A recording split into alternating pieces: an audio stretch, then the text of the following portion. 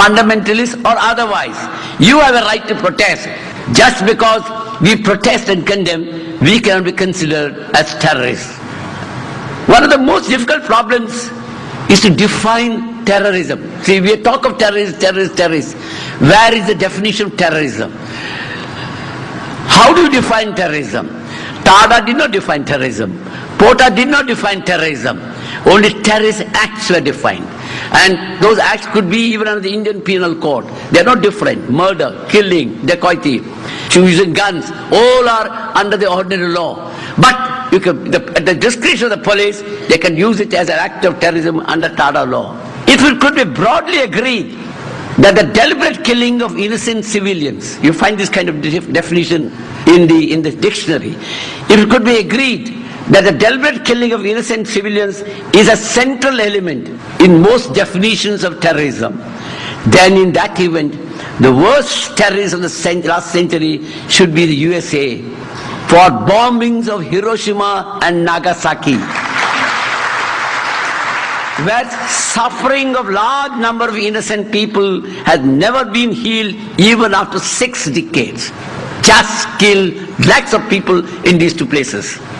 So also, the worst violators of the 21st century as it began are the USA and Great Britain. There's not much difference between George W. Bush and Lakshmi Taiba. Both believe in killing. Killing helps them. Killing keeps alive the tension in this region. That is what they want. That is their business. So the USA has a business of encouraging killing everywhere. It gives them a market. It gives them a market for supply of arms. So also Lakshmi Taiba believe in killing. It gives them a market. So while both seek to wield power, one of course with the superior power of USA, and the other of course trying to build up his own other category of power. So it has become the global war. In this way, I think terrorism becomes a permanent feature of these persons. In other words, the permanent feature of American policy is a global war. It will never come to an end. As long as the fear of terrorism is there, they are happy. As a result of this, what is happening in the rest of the world is that freedom and liberty gets curtailed. We are now gradually sliding into what is called a security society. Today, as you must have seen as we walked in, what happened to all of us? Everyone had to have a checkup. Because security, internal security. So we are going into a security society. Security is more important, not liberty. Your security. And then you must have read in the paper what is called Advanced Passenger Information System. You get into a plane in London. Within 15 minutes, your full history is sent to Bombay or whichever the destination. When you land there, the police are there. Police know your full history.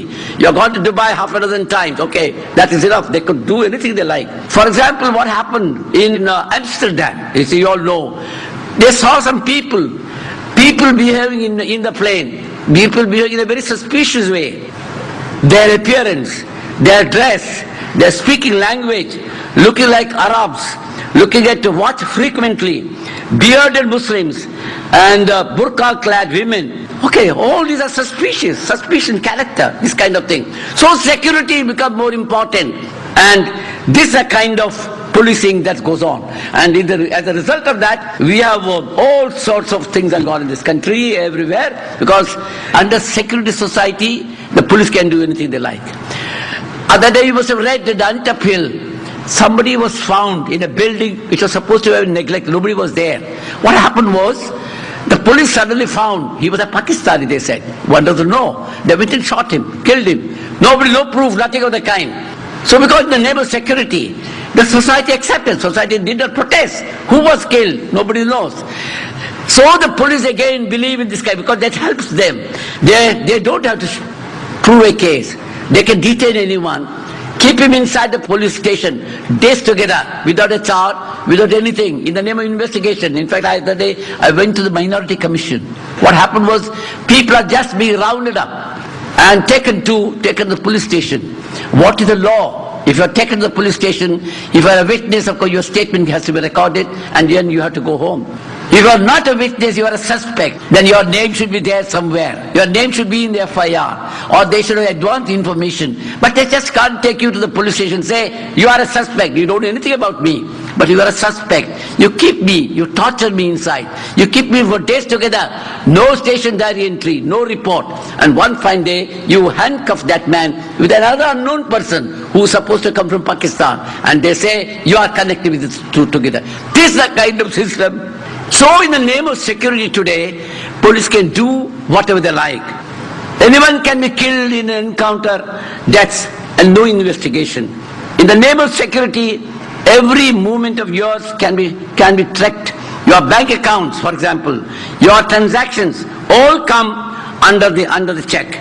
In the name of security, see, the other day the rule has come. In Bombay city, you can't sell or buy property. You can't rent out your house. You want to rent out, you have to go and inform the police officer. So the police have to be informed. So liberty is becoming a casualty. You are literally going to be enslaved. Soon if this kind is encouraged, ultimately you slowly your rights are being taken away, your liberty is being taken away, you are enslaved. This is a kind of thing. And I tell you, this is not something new. When Tara was introduced, also it was introduced for the sake of security. Even the Supreme Court, though it is a draconian law, unjust law, after Maneka Gandhi's case, nobody could have upheld that kind of law. Yet the Supreme Court upheld that law. Again in the name of internal security. In the name of security, that is the main consideration. They upheld quota law, again in the name of security. They upheld Armed Forces Special Powers Act, which has done havoc in northeastern states, Manipur and so those places. Yet we upheld the law in the name of security. All our principles of the liberal society, justice, social, economic, everything, all those they have forgotten. This is a kind of approach. So this is, therefore it is necessary, we must understand, this violence must come to an end. So what is the solution? Solution is not arms. Solution is not violence. Violence against me from the people or from the state. No. What is required is that why should there be so much violence in the society? Our approach should be why there is this kind of terrorism. What is the reason for that? That is the thing the government must understand. Not arms, not this kind of harsh law. I tell you, there is so much of injustice in the society. Go to any part of India, anywhere. So much of injustice. The rich and the powerful can get away with impunity. Nothing happens to them. America can invade any country, nothing happens to them internationally. Within India, the rich and powerful are not bothered. They don't go in for voting, but they get whatever they want. But the poor, what happens to the poor? The marginalized. Huge projects, for example. We have built huge projects. I got details of statistics if you want, I can give them. What happens to them? Narmada Dam is the simplest example. Came up.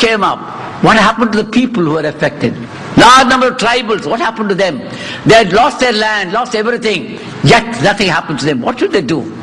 In Bombay, we have 40 lakhs or more people live in slums. What is the government doing? Government is demolishing them.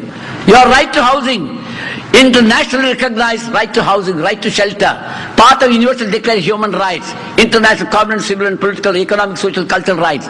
All this is forgotten. Supreme Court has said repeatedly in the past, Article 21, right to life includes everything that goes with human dignity. Your food, your clothing, your shelter, your health, your education. What are we doing today? Everything we are not bothering. The government thinks it is not his business. The government thinks it is not their job. They are slowly abdicating their responsibilities. In a situation like what should the people do? If you are thrown away from your house, you don't get justice in a court of law. What do? In Vidarbha, large number of people committing suicide. Repeated approaches, repeated appeals. Government is indifferent. Government is doing nothing. What should the people do? These are the questions. How do you answer?